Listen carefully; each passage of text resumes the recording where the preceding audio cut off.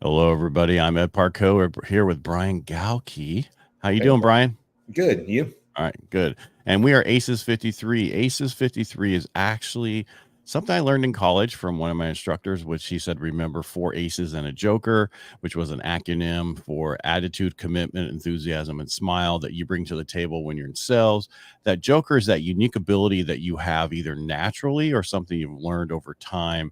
I found out for me that I had a deeper voice, which I didn't understand. And according to Mr. Voss, that is something you want to have when you're talking to people. It puts them at ease, which I didn't know that until I started recording through radio. Anyway, that's why we are who we are. And Brian, thanks for being here again. I know you're such a busy guy being on all those stages. Yeah. I'm home for 3 weeks. I don't know what to do with myself. You've said that before, then all of a sudden, I can't record today. I'm too busy. I have to go. Well, I got to drive 17 hours to do a 10-minute gig. Now, I do have 2 podcasts this week I'm excited about. I think I told you one, the reverse mortgage one, reversemortgage.com or reverseselling.com. And then Martha. Reverse mortgage. That's what I do. Yeah. Sorry. Reverse selling. And then our friend Martha. So is that when you get reverse selling is when you actually give it away and you don't actually sell it? Is that what it is? I don't know how that one's going to work. We'll find out on actually later today, Thursday. All right. Thursdays we normally have our a guest on, and we call him the Joker. I guess some people don't want to be called the Joker, but for us, that's somebody with a unique ability, and what they do, either they've learned it or automatically have it. Who's our guest today, Brian? Today we're going to have on Chip Hopper. So I met Chip actually at Secret Knock a few years ago with Greg Reed. You were actually at the same one. So we all met him out there. I did? Yeah. I don't remember. Yeah. Well, that's just because you don't remember everyone. That's just kind of how you are. It's because I'm older. Is that what you're trying to say? Yeah. I just look at with the damn beard I'm growing. My wife won't let me shave it. So. There you go. Why? Aw. Will she let you trim it? Can you at least do that for us? Nope. I'm going to trim it once it gets super long. Oh, there you go. So you're going to look go ahead, Brian. I'm sorry. I'm distracting you. Yeah. No, it's going to look like you're homeless or hipster. It's cool. But yeah, so we met. No, if I'm a hipster, it looks like I can't grow the damn thing. That's a hipster. That's true. And you work on a man bun too while you're at it. I have to have hair to have a man bun. But met Chip at Secret Knock, and then I ended up going to Utah to speak at Door to Door Con a year ago, and I went to Salt Lake for something else. So Chip's just a really good connector. And when I was out there, matter of fact, to go do a podcast one time, he's like, "Hey, come to this event afterwards." And we went, and it was just some amazing people. And I'll let him talk about Taco Tuesday. But the reason we wanted him to be here today was Chip is always going to different events. And not only is he just attending events, but he makes friends everywhere he goes at these different events. So we went to dinner after Door to Door Con, and he ended up recruiting 14 people to dinner. So we had to break it up into 2 restaurants because no place in downtown Salt Lake could get us in. So he's just that kind of person that when he meets people, he makes friends easily. He attends a lot of events, and more importantly, he keeps in touch and gets contact information. So with that, hold on, I'm kind of shocked because I thought in Salt Lake they would actually. What are you doing, kicking them out? That's the average size family in Salt Lake, 14. You would think it was nuts. It's funny because we picked a place. Chip called, and then we all drove out there, and they're like, "Yeah, well, that was 10 minutes ago. Now we can't fit you in." So we had to drive back to downtown Salt Lake. And people had flights out that night. So we just had to divide and conquer and meet back up afterwards. But anyway, welcome, Chip. Hello. Good to see you guys both again. Thank you. Yes, we did meet at Secret Knock, even if you don't remember me. But I was so busy making sure Brian got on stages and everything that time, taking pictures. Yeah. But yeah. I'm not kidding. I took a lot of pictures that time. And a few of my pictures is the reason Brian got on stage the next year. That's right. Yeah. So yes, so Chip, kind of talk about how'd you end up at Secret Knock, and then what do you do also? Because obviously below your name it says Book Jedi. So tell us a little bit about yourself, and then really what are the ways that you started recognizing that showing up at these events, making connections, kind of.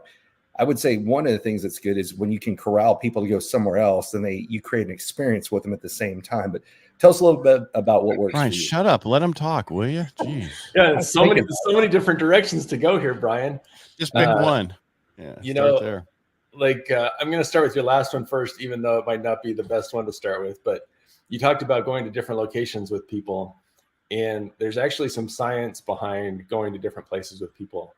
Mm-hmm. This works in dating as well. If you want to feel more connected to a date, go to a few different locations. So start somewhere, move to another place, go to dinner, go to different places. It creates in the mind the fact that you know this person in different environments. Right. And that works with networking as well. So it's not just for fun that it's like, hey, let's all go to dinner, although I do love that. But if we're at an event and people are like, hey, what are we doing next? Being able to come up with a location or a place that you can hang out is very beneficial that way. To me, so I'm Chip Hopper. Hello. I'm the Joker today. You okay with that? You okay being the Joker? Totally fine playing any role you want me to. Yeah. I don't know if I could do my Joker impersonation today, but I'll get that ready for next time. Yeah, that's okay. I have found that more than anything in life, it's about the connections that you have and the people that you're taking this journey with, right? Mm-hmm. I don't remember who originally said it, but I think Brad Pitt repeated it at one of his award ceremonies when someone was asked what's more important, the journey or the destination, and the response was the company. And I have found that very much to be true in my life. The people that I am with are what help really create the life that I want. I'm a storyteller by trade. I help people tell their stories. I work with primarily celebrities and athletes that want to move into thought leadership, into the personal development space. And I help them write books around their stories. And it's our stories that connect us. It's our stories that define us. The lives we live are defined by the stories that we tell ourselves, the stories that we tell others. So when it comes to working with people and others, the ones that you connect with make all the difference. And I spent a long time in corporate America building significant companies and building events around those. And what I found is that one of the best places to connect with people is at events, backstage at events, or even in the hallways at events. I very rarely go to events where I'll sit and listen to all the speakers. I'm not typically going to an event to learn. I'm going to an event to connect. And it doesn't really matter who's speaking. There are several. Chip, before you get going, this is like a conversation we're supposed to have. Yeah. Okay. Fine. Yeah.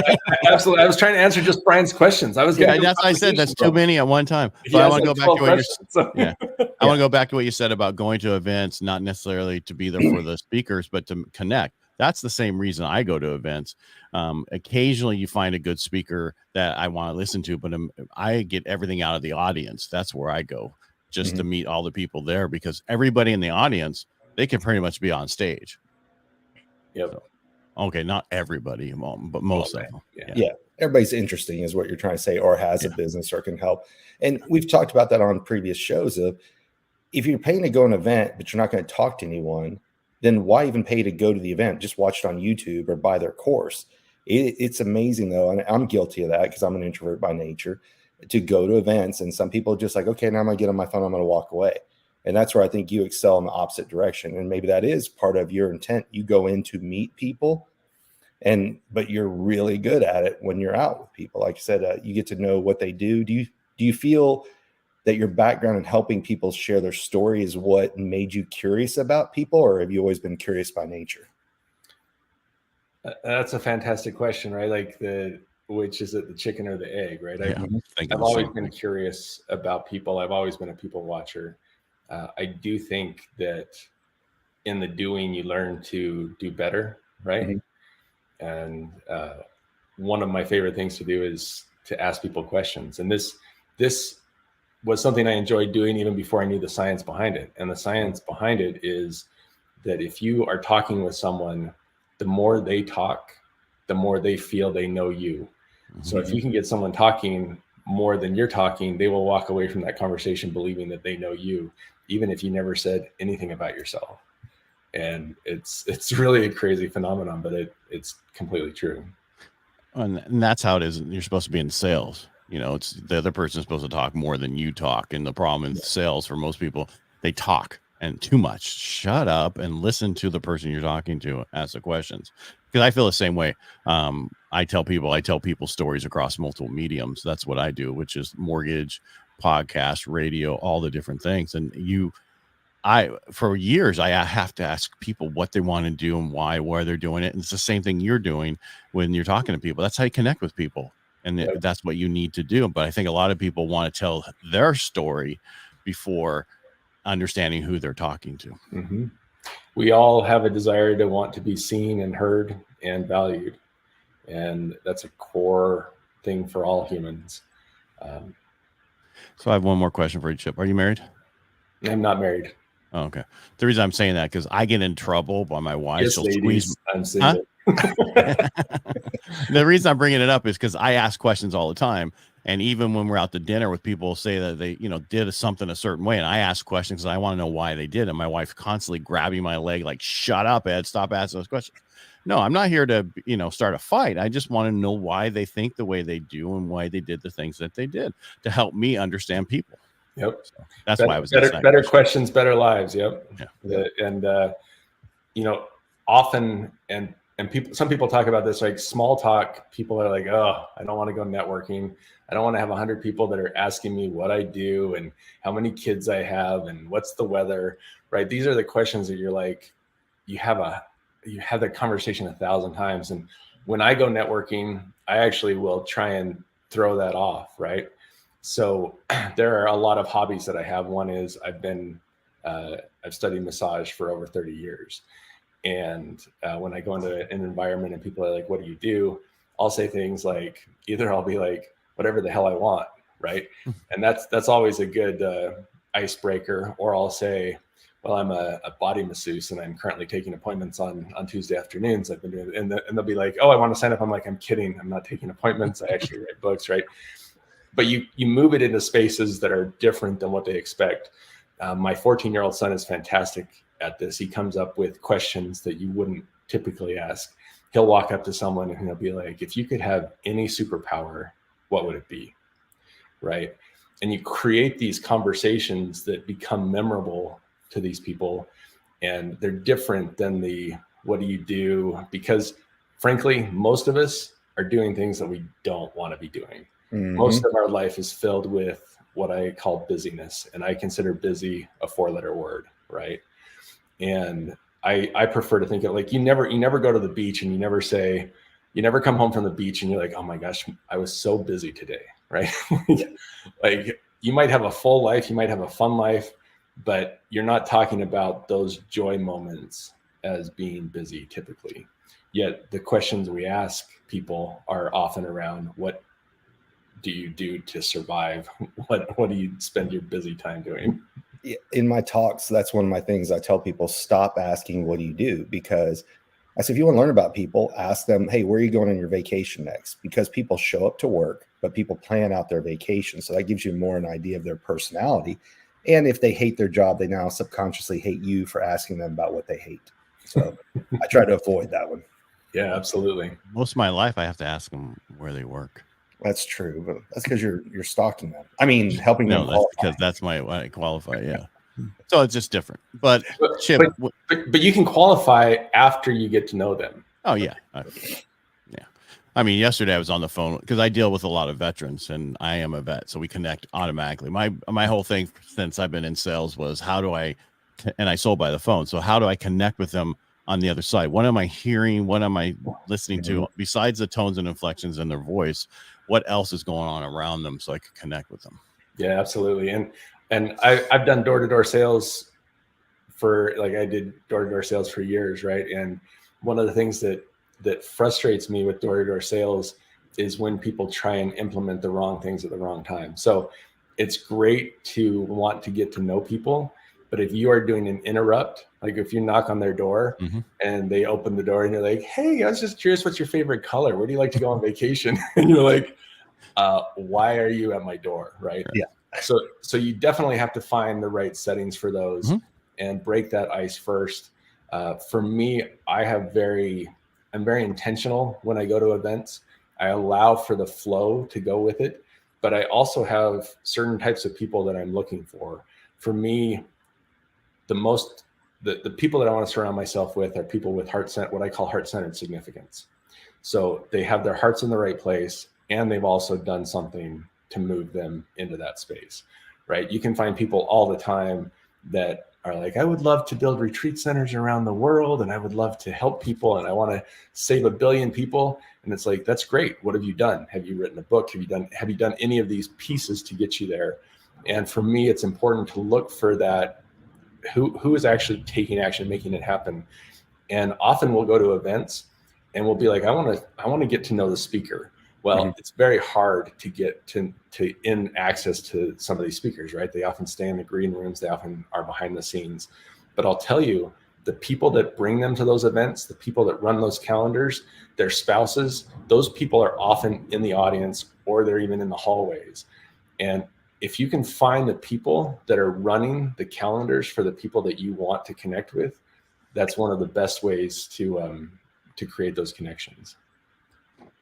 Absolutely. Build it through the gatekeepers instead of going to the thing. I am kind of curious on this one because Chip is very easy to find at networking events because he typically wears a loud outfit to a degree. So how did you stumble upon, like, I think at Door to Door Con, you had how would you describe it? A gold and black paisley jacket? Is that? That's pretty much it. Yeah. That actually, Brian, is relatively new, right? Like, I don't know if you remember at Secret Knock, a much plainer clothes, much less of a statement. For me, like, loud clothes can absolutely amplify you sticking out in a crowd, which can be good or bad, right? If you're trying to get into an event, sometimes people are like, hey, I recognize that shirt. Yeah. But for me, I found, like, I used to go to a lot of business networking meetings where people would come in suits and they would show up dressed up. And at certain ones, there it is. Yeah. But I would show up like in flip-flops because that was me, right? And I would just be me. And unintentionally, I didn't realize this until much later, but people started to see me as successful because they're like, wow, if this guy shows up in flip-flops when everybody else is trying to impress, then he must not need to impress anybody. So you can go both ways with that outfit. Like, when I show up in that jacket, at least for me, I'm showing up in confidence. I'm not showing up to impress you with my jacket. I just like to express myself with my jacket, right? So there is that. What is the intention behind what you're doing? Are you trying to, like, mask yourself, or are you trying to express yourself? Right. Well, and, for me, I mean, like, Ed he's got his variety of baseball hats that he wears.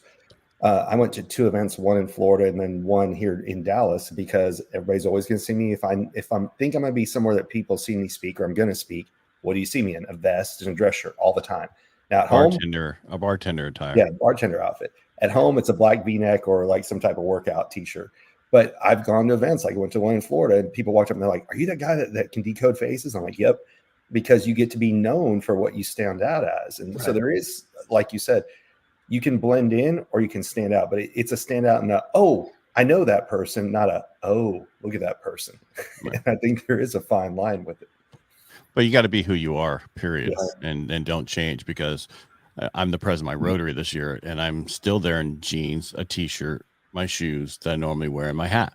And one of the old guys called me out the other day when he was up there saying, called a couple of people out who had jackets and ties on. Well, unlike our president, I'm like, it doesn't matter, because I could have said to them, my worst day is their best day, or I could have said, my worst year is what they make right now. That's not what it's about. It's about, this is who I am. If you know who I am, I'm comfortable in a T-shirt. I don't have to impress you. I talk to you over the phone. I do it on video. I don't need to impress the people I'm helping. They understand why I'm doing what I'm doing. Right. And if you want me to dress up, you better double my fee that you're paying me, because it's going to be expensive.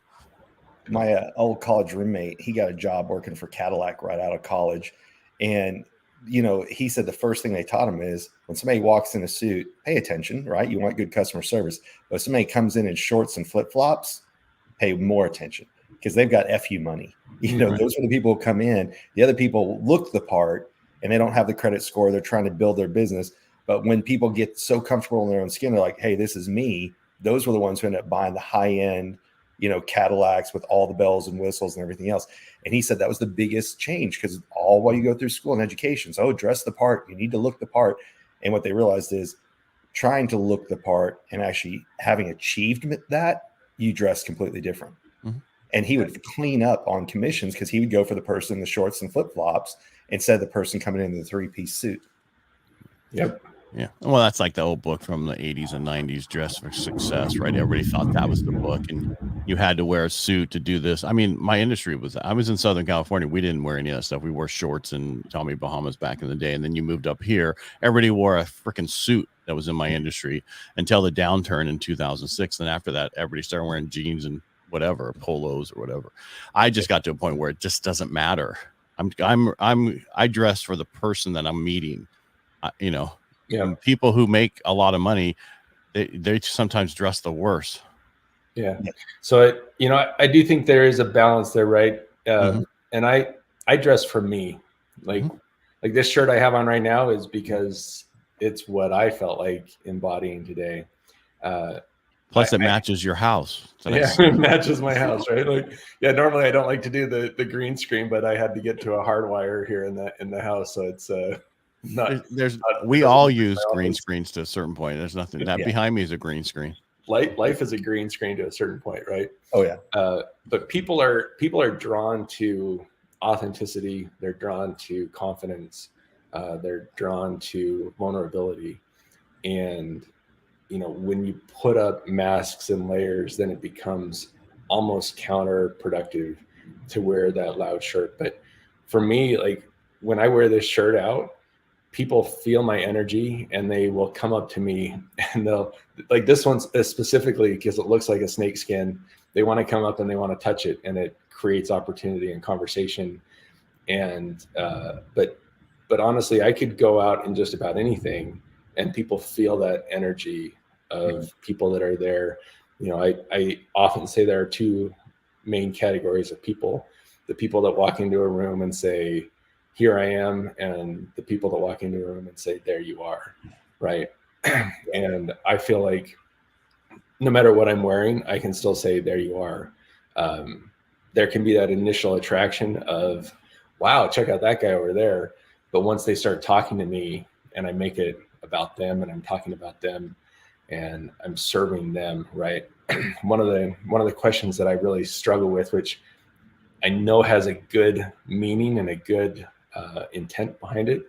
Often people are say, ask others how you can serve them. What can I do for you? Right. I actually don't think that's a good question, because what that does is it puts the decision making on the person you're talking to of trying to figure out what, I don't even know what you do. How am I going to tell you how you can help me? So instead, shift that question to be, what are the biggest challenges you're facing right now? What are the things you're most excited about? What are the things that are holding you back from accomplishing what you want to accomplish? And when they start talking about those things, all of a sudden it falls into place that, you know what? I know a guy that knows how to say what your face says about you. You're not finding someone you want to date. Well, maybe you're looking at the wrong faces, right? Let me connect you with Brian's work, right? And that to me becomes a much more valuable question, because you're not leaving it in their court to try and figure you out. You're listening to them and helping them where they are. That reminds me of the Naked Gun movie where it says your dog has a unique look on its face, and she says, "Stop looking at its ass." Brad on that was just, I saw that on a meme the other day. I was like, that's funny. And then you were talking about looking at the wrong faces. You're probably looking at the wrong, anyway.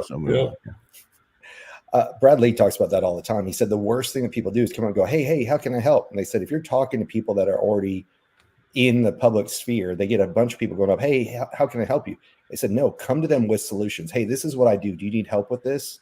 And say, this is what I'd like to do for you, or this is what I can do for you. Robbie Cornelius, who we've had on as a previous joker, I know one time he went and looked at somebody's website and created a Loom video for them of, hey, these are all the things that you need to fix with your website. You can find anybody to do it, but really this would help improve your social media presence. Send it to that person. The person watched the video and then hired him to do the work. Mm-hmm. But he didn't say, hey, I'll only tell you what it is if you hire me. He provided the value first that made them want to follow. That goes with giveaway for free, and then people want to buy it. Absolutely. I constantly have people sending me stuff about if you update your SEO, this or this. We have that to a point where now everybody's doing it, Right. and it's like, okay, at what point is it too much, and how do we do it differently? Because how many people here get so many emails about how I can help you, and then if you don't reply back, they send you another one to bring it to the top of your inbox, and then another one to do it again. At what point do they think we have to reply back? How about you, Chip? Do you reply back to every single email? No, those are trash to me. So like when those emails you're describing of this is how I can help you, that is self-focused. Right. That is not like, so one of the ways that the way that I kind of ended up in writing books for celebrities and athletes and others stems back to when I would read books that I loved, I would actually send a note to the author that said, I really enjoyed this book. Chapter 4 changed my life in this way. And here's the story and how it impacted me. And I was saying, thank you. I see you. I see the work you did. And this is how it has benefited me because I know you wrote it to benefit other people. And they would respond. And we started these ongoing conversations. And over time, they would come to me and they would say, authors would come to me and say, I have a book coming out. Do you want to read it before it comes out? And I would say, absolutely. I would love to read it. I would read them. And sometimes I'd look at it and go, I could make this better. I can help. And I would reach out to them and say, would you be open to feedback on your book? And if they're like, yeah, absolutely. Then I would edit the entire book. I edit more for story and delivery and how it's going, not like the comments and everything else. But because I'm very dyslexic and anyway, there's a long story there, but I am a storyteller. And so I would edit their books to tell the story a little bit differently than they had told it. And I would send it to them and they would see the value that I gave them, not because I went back and said, you know what I could do? I could rewrite your book. I could do this. I could do that. I could make it different. Instead, I said, here, take this. And the responses were like, often they'd be like, holy, like this is really good. Can I pay you for this? Can I hire you for my next book? And that ultimately turned into, me working on editing books and helping with books, which ultimately became, hey, I have a celebrity friend who's wanting to write a book. Do you write books as well? Mm-hmm. And my response would be, I do now. Right? And yes, and figure it out. That grew. Okay. So since you talked about books, you want to go there, Brian, or you have another question? No, I got one more before we go to books. So when we met up in Salt Lake, you had just come from what's the film festival? Sundance. So you literally were one night you were at film openings at Sundance, and then the next day you're at door-to-door con. So for people who don't know what door-to-door con is, literally the people who sell door-to-door, solar, roofing, pest control, alarms. So you went from celebrities, literally, to people who are hardworking because knocking on doors sucks. Do you feel like you're the same person in both those environments when you're talking to everyone? Do you adjust to the type of crowd you're in? What's your way of kind of networking at these different tier or type of events? That's a fantastic question, Brian. For me, I genuinely try to be the same person wherever I go, right? People talk about in politics, they talk about this idea of waffling. And to me, waffling is it's not changing your thoughts over time. It is playing to the audience that you're with and acting like you believe one thing with one audience and a different thing with a different audience. So when I see a politician that actually grows and changes their opinion over time, I don't consider that waffling. I consider that them actively looking at themselves and growing and changing because of who they are, not because of the audience around them. And I try and approach events that same way, right? I'm not there trying to play to the audience. I am who I am. And I have found that people either connect with me or they don't, right? And I think you and I have talked about this, Brian, where I truly believe that for you to make an impact and a difference, you have to polarize the water. You have to polarize people. People are either going to be attracted to you or pushed from you, repelled from you or by you, right? If you are always in neutral water, then what difference are you making either way? And when this happened, my daughter, when she was 13, had 50,000 followers on TikTok and wanted to stop because she was getting hate messages from people. And my response was, look, if you have people that are repelled by you, that means you also have people that are drawn towards you. So we came up with this phrase of high five the haters. And I know that's a little bit off topic of going to these events, but if you can go in as your genuine, authentic self, obviously, if I go to a dance club and there's loud music playing, I'm going to dance a little bit more than I do in a different setting. But sure, you know, I connect the same way at Sundance that I did to D2D. I met Jeff from The Walking Dead when I was at Sundance, and I was just like, hey, Jeff, I just want to let you know that you are my son's favorite actor and Negan is his favorite character. And I shared with him why, right? And he was like so grateful and gracious. But I could go up to, someone homeless on the street and treat them with the same dignity and value. And, it really comes down to, one of my favorite things to do when I know I'm jumping all over here, but it relates, because when I was in corporate executive, one of my favorite interview questions was to ask people if they knew the name of the janitor. And if they could tell me the name of the janitor, and even better, if they could tell me how many kids the janitor had and what were his things that he loved doing, right? Those are the people that I wanted to hire. Those are the people that I wanted to surround myself with, because they had their hearts in the right places. And you find that at any event. At D2D, there are fantastic people. At Sundance, there are fantastic people. And if you go out with the right energy, you can connect with them anywhere. Awesome. Ed, do you want to talk about books? No, I'm just curious because what was your corporate job you keep talking about? So I helped grow companies, primarily in marketing and corporate strategy. I was a senior leader at a company that we grew from 25 million to 2 billion while I was there. And, but I ran events for them. I was a software tech company. And the funny thing, Brian, is that in between Sundance and D2D was Utah Tech Week. So I was also, running into that audience as well. We're dealing with some of the biggest tech builders in Utah.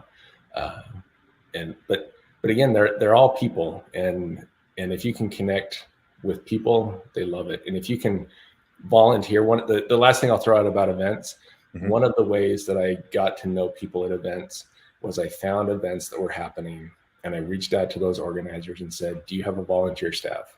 Do you have people that are running the gates, running the doors? And that was, 30 years ago. That's how I started meeting some of these people.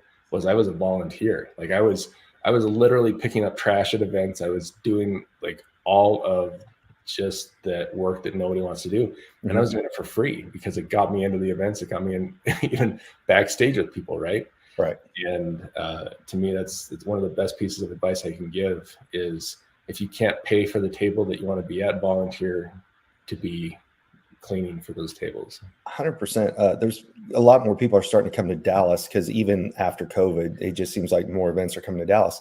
And if it's something that I can't necessarily attend the entire time, I'll say, hey, look, I live local. If you need some help scouting stuff out, or if you need somebody to help run errands while you're in Dallas, let me know. And what that's led to at different things like, hey, do you want to come audit this? Do you want to come sit in on it? Because you're offering to volunteer to do things. And the nice thing about that is you're also building bonds with the organizers of the events, and you get to network as well. Going back to the talking with people who are running the calendars for the people you want to meet. Yep. One more before I know Ed wants to talk about books, because that is one of the things we've covered on previous examples is a way to build authorities through books. And Ed has done a fantastic job with that. I did an okay job with that. It's not a fantastic job with that. There's more I want to do. I'm sorry, my dogs are attacking the mill people right now. So well, we can't hear it. So you can't hear it because I muted for a second. You could have heard it. They were really loud. Now they're just somewhat loud. No, they're somewhat. Yeah. I moved my studio to my house because I got tired of going, be on podcasts at 4 o'clock in the morning and 5 o'clock in the morning at the office. So before we jump over to books, one of the quotes from the guys at dinner was, Chip, I think you have more pictures of me on your phone than my wife does. So is that one of the things, like I take a lot of photos, but I take photos of things, but you seem to capture moments with people. Is that just something that you've enjoyed doing? Is it because you save it as their contact information? What led to you wanting to do that? Yeah, that's a fantastic question as well. One of the things is I have always loved to capture moments in film, right? And early on, like if I saw a beautiful sunset or something, I would be like, oh, I want 10 pictures of this sunset. And sometimes I would take pictures with people and sometimes I wouldn't. What I found was when I went back to look at my pictures, very rarely did I stay on the pictures of the beautiful sunset or the mountainscapes or anything else unless they had the people in them.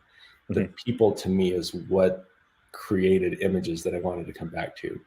And so I have very much shifted to the space of, if there's a beautiful sunset, how can we get ourselves in the foreground, right? Yeah. How can we put ourselves in that scene? Because if I wanted to see beautiful sunsets, I could get online and say, give me beautiful sunsets. And I don't get those people. And it goes back to the storytelling, right? People ask me about ChatGPT and other AI that can write stories for you. I'm like, it can write beautiful stories. It can give you a beautiful sunset. It can't yet write Brian's story, right? Because it can only tell you what's already out there about Brian. And for me, that's the power of pictures and the power of story, is when it relates to you and connects to you. So and so for me, pictures become my journal, and it's a way to reflect. And as science shows, the people that have the most joy in their lives are those who journal and those who reflect, because joy and happiness comes in reflection. No wonder I'm so grouchy. No, he didn't say your reflection. He said reflect, Ed. No, we're not talking about your reflection, Ed. Sorry, you're stuck with that one. Yeah, whatever. All right. Okay. So stop, Brian. My know, I turn. was All handing right. to You're you. I was running like, this go thing. Yeah. I'm trying to get him to go, oh, that was a good question, Ed. But that's not happening yet. He's only done that to you, Brian. So my question really is, because underneath it says book Jedi. So, and you've been talking about how you help people write books. How many books do you try to write a year? Is there a number that you try to help people with, or just you do, how do you pick whose book you write? Ed, that's a fantastic question. Gotta have fun, man. Otherwise I don't want to do this. So I will answer how do I pick the right books with a more general response, which is, this works for events as well too, right? There are so many events and so many things happening, so many book choices that you can write, that when I look at them, almost any of them are good. And what I have to try and discern is which ones are better and then which ones are best. Because every book opportunity that comes to me, almost every book opportunity that comes to me, just like almost every event, I can say there can be good that comes from this. I could go to this event, I could meet people, I could write this book, I could do that. For me, it comes down to what is the best choice I can make with my time. What is the best book that might have the most impact for either me or for the author or for the audience? And that's really how I choose my books. I don't really have a set number of books that I do per year. I often have, I have kind of guide rails or guidelines that I use. Like, it's hard for me to work on more than three significant books at once, or it has been to this point. Like, right, I'm never going to limit myself by saying I couldn't do more books at the same time. But there are pieces where it's like stories start to kind of meld together. If I'm trying to write too many stories, it's like trying to date too many girls at the same time. You're like, did I talk to you about this? Did I already share this story here? Right? Like, yeah, like there's that element of how many can I do at once? I have read a book a week for almost 25 years. We just lost Brian. No, he had to step away for a second. That's okay. I was going to say, did he get offended that I said you had a good question? Yeah, probably. He's like that. He's more like that.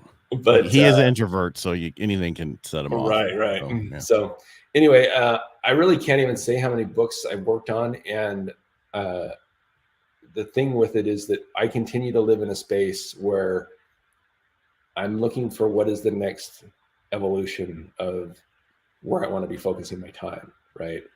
Prior to COVID, I did books, but my primary focus was putting on people on stages, on big stages, thousands or tens of thousands of people.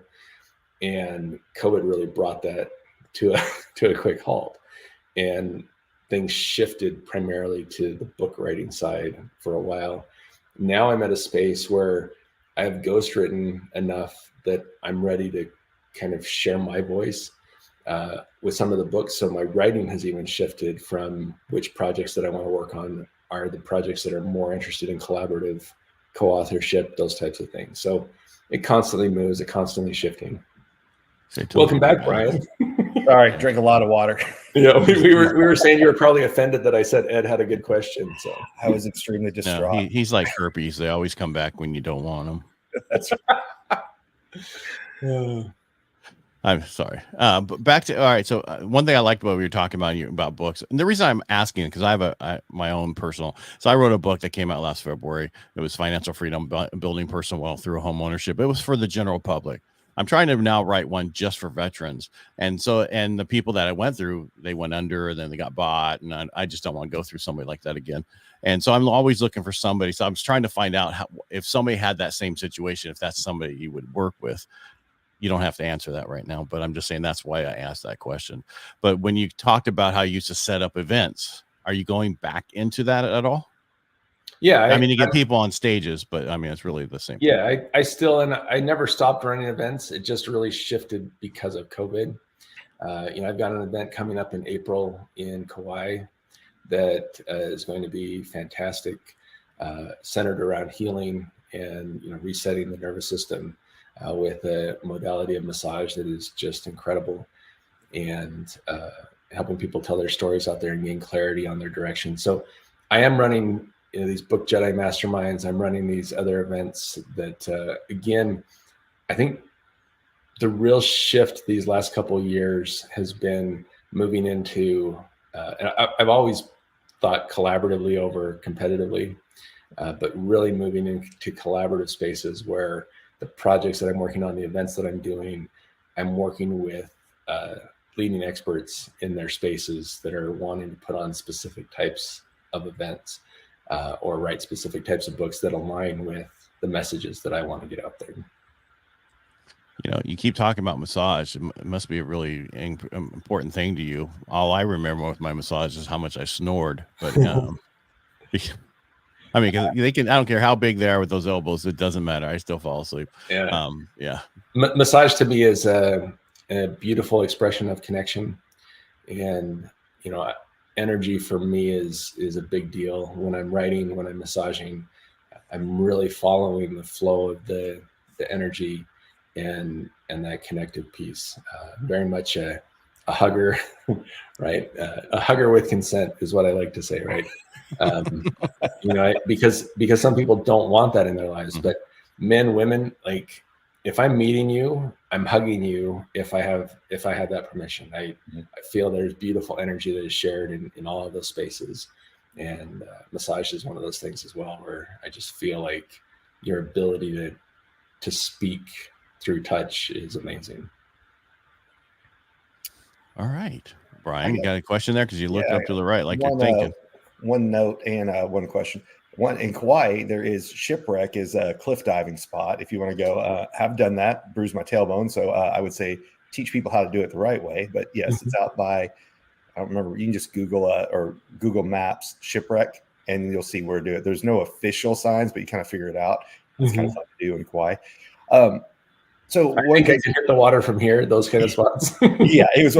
I learned not to keep your arms out like this when you hit the water, unless you want bruises across here. Yeah, popped my watch off, all the fun stuff. Going back to books, because what we've talked about this year, we're trying to help people build their own authority, get themselves out there. What's the number one mistake you see when somebody says, "Oh, I want to write a book," or "I want to get it out there"? What's the number one mistake that you see that people should take another look at before they put something out? Yeah. The number one mistake of almost any first-time author is they want to put all of their wisdom in a single book. And if you can really narrow that down to what is the message that I want to get out right now? What is the piece that I want to share now? And the second one is that they continually rewrite it. And instead of, so it's kind of like this idea of, well, I want a tattoo, but I'm not ready for a tattoo because I keep reworking the design, I keep reworking it, and I keep trying to think with it. And for me, done is better than perfect. If you look at some of the best authors out there and you're like, this book, I want to write this book. And I go to them, I'm like, well, this was their 10th book, right? Yeah. Here are the other books that they did, which, yeah, they're not great. Mm-hmm. But the doing is where you find the success. Awesome. Gotcha. One of my favorite historical figures is Leonardo da Vinci, and there are varying stories about him working on the Mona Lisa, but he spent many years working on the Mona Lisa. And from my perspective, had he had someone there saying, it's good, let's get this one out and let's make another one, we would have had even more copies of different versions of the Mona Lisa that were even better. Or larger. He worked on it for years when it's like this big. That's what I said, or larger. Yeah. He worked on it for years, and one of the stories I heard, I need to verify the truth of this one, but he the reason he stopped working on the Mona Lisa is because he died. Yeah.